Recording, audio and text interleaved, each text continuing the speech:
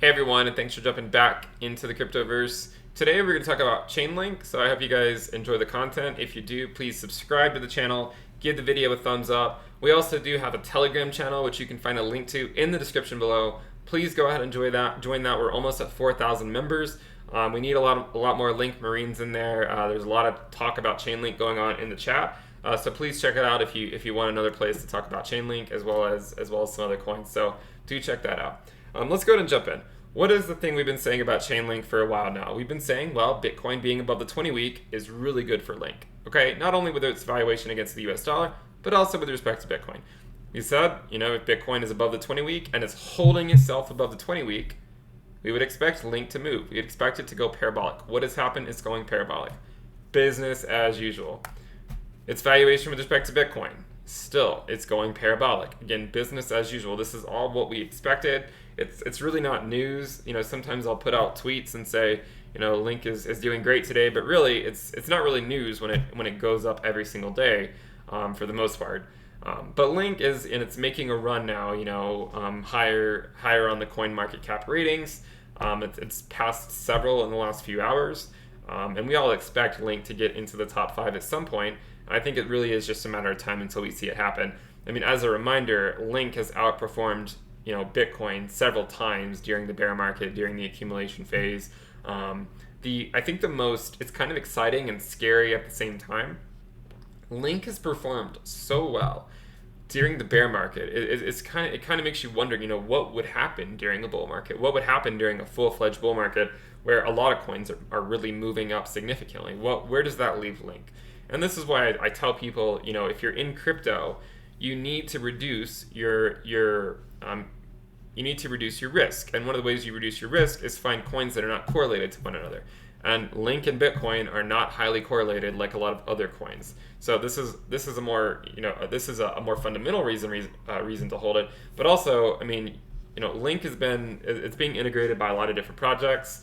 It solves the Oracle problem. I would anticipate it's only going to continue to grow over the next several years, and something that I'm definitely going to hold throughout the duration of this market cycle. Now, we've also talked about this trend line here. Well, Link just kind of blew through that and said, to hell with your trend line. I don't respect any of these rules. So it's really started to make its move here. I mean, this is actually minute data. I put it in. We'll see if it actually holds that region. But still, it's incredible how quickly it's moving up, and I would love it to see Link stay within this overall trend line with its valuation against Bitcoin. I mean, if it does, then really the sky does become the limit for Link. This is the regression line. We talked about the regression line before, basically saying, again, it's an imaginary line. At the end of the day, Link could theoretically just shoot through this and not really care at all about what Ben has to say. But we are approaching that upper region, which is around $8 to $9. If we were to go to the top of this region, like we did over here in 2017, 2018, then it would put Link at around $20, $25, maybe up to $30, depending on when it happens. If it happens, say, in the short term. If it doesn't happen in the short term and we go up to this band, say by 2023, we're looking at $100 Link. And again, some people may say, this is, it could easily go higher. I would agree with you. It could go higher. Remember, we're fitting this fair value line to Chainlink data that has not experienced a bull market.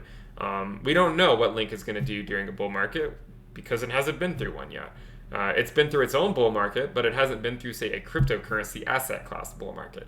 So there's the market bull market, and then there's like the Chainlink bull market. So what will happen when all of crypto is moving up?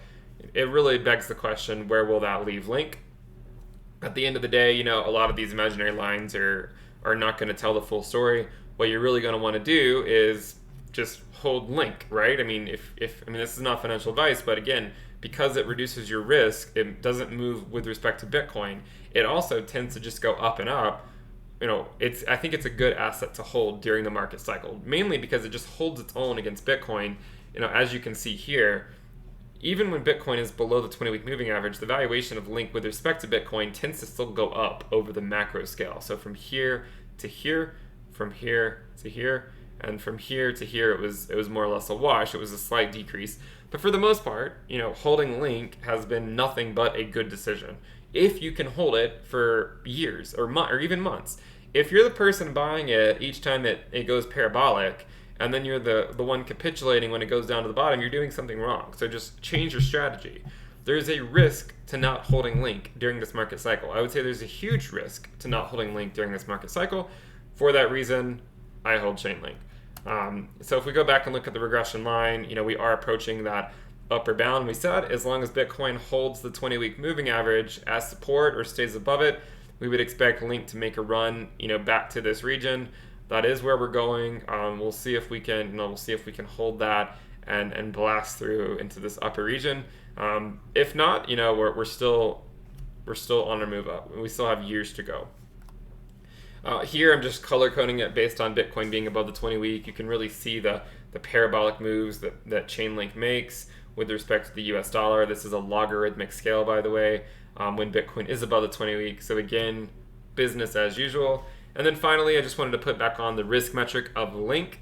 This just shows where it is based on historical data. We've mentioned that because Link has not experienced a full bull market, we really can't say for sure if using only this historical data is a fair metric for the risk metric for Link, just because Link hasn't been through a full bull market. We've talked about this for some other coins too, but people still like to see what the risk metric looks like just based on the limited historical data that we have. You can see that we're back up into this yellowish risk level, so around 0.6 or so, moving in this region, and we're still a little ways away from getting to our previous local tops.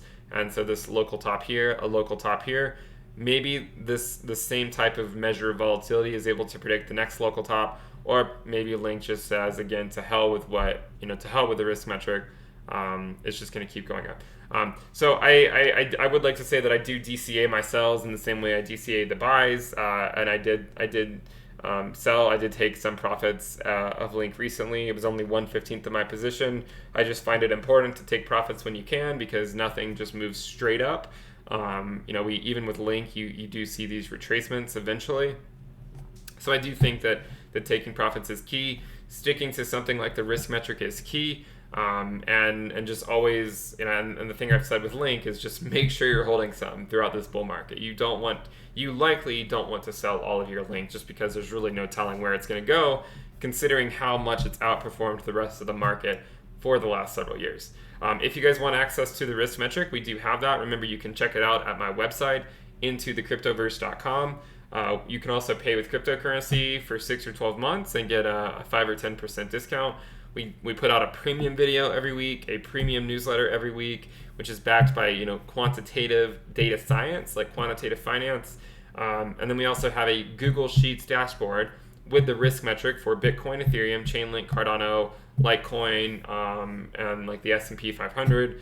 We also have some regression analysis on there as well. So please check out my website if you want access to premium content. Again, it's intothecryptoverse.com. You can find a link to that in the description below. Again, if you guys like the content, please subscribe to the channel, give the video a thumbs up, share it with some people, let me know what you think, and please check out the Telegram channel in the description below if you want to discuss these charts. That'll wrap it up for this video. I'll see you guys next time. Bye.